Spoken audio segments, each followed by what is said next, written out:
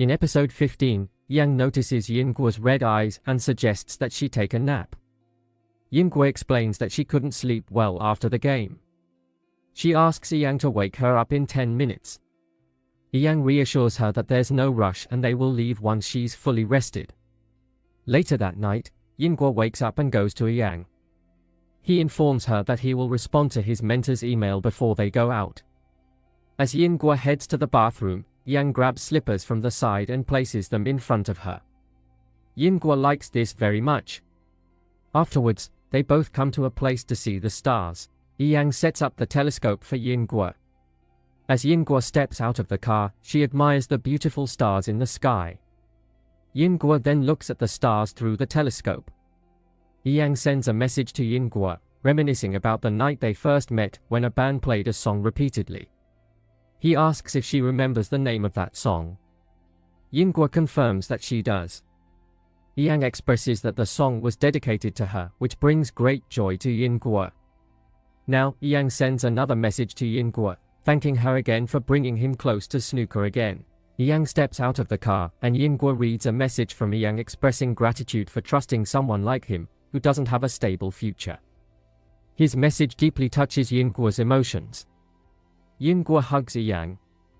Yinguo says to him that he is trying to make her emotional. Yang smiles at this and Yinguo asks, "What should I do? I don't want to go home. I want you to come back to China."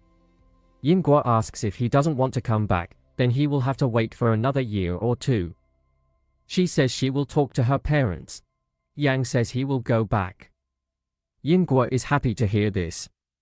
Yang says he will follow her. Yinguo's eyes fill with tears upon hearing this. Now Yang and Yinguo get back into the car. Yang notices Yinguo laughing and asks why she is laughing.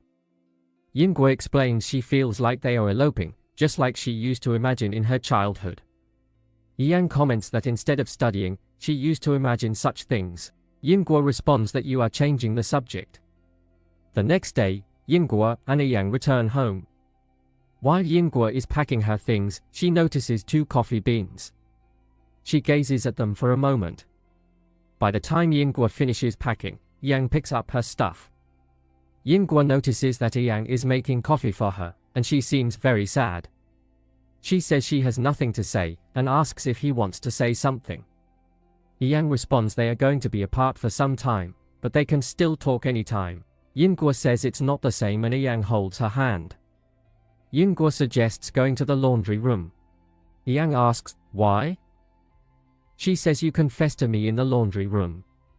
He tells her not to be so upset, it's not like we're meeting for the last time. After finishing their coffee, Yinguo and Yang leave. As they come down the stairs, Yinguo says she wants to take pictures of the laundry room and rushes to the laundry room. Yinguo takes pictures of the laundry room and returns outside. Then, she tells Yang that these pictures are not clear. Yang assures her that he will return and send her HD photos. Now Yang and Yinguo arrive at the airport. Once everything is settled, Yang tells Yinguo that she should leave now. Yinguo tells Yang that she wants to wait for 1 more minute. Yang hugs her, and she starts crying. Yang asks her if she regrets starting a relationship here. Yinguo says yes. Yang tells her not to cry, everything will be fine. He hands her tissues to wipe her tears. Yang kisses Yinguo and again they hug each other. Yinguo then tells him that she is leaving. Yang helps Yinguo put on her bag. Yinguo cries, telling him that she's leaving, and tells Yang that he should miss her. Saying this, she starts to leave, but Yang pulls Yinguo back and hugs her. Then he tells Yinguo that she can go now. Yinguo leaves from there. Yinguo turns back and looks at him, so Yang says goodbye. Yinguo smiles upon seeing this and leaves. As Yinguo goes a little further, she receives a message from Yang, expressing hope that her trip will be safe.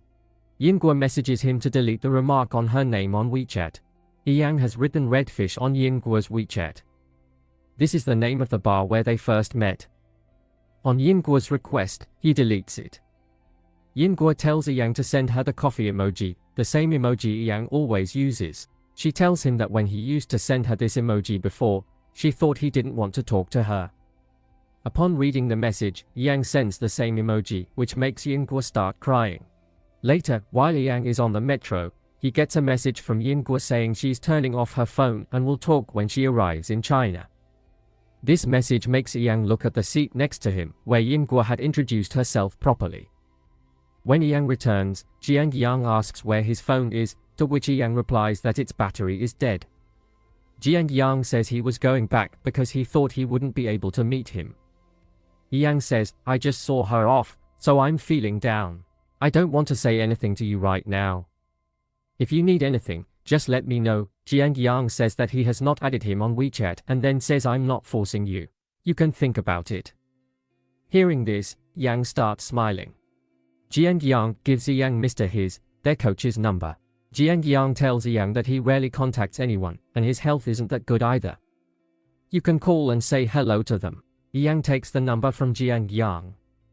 While leaving, Jiang Yang tells Yang to keep talking to them, hoping that he'll change his mind. With that, Jiang Yang leaves. Now, in a flashback, it's shown that on the day when they gathered for drinks, Jiang Yang had told Yang about his upcoming arm surgery. Jiang Yang says, it's an old issue, but I'm finally getting the surgery done. I'm only concerned about Dongxin City. I've been working without rest since Mr. He handed me this club.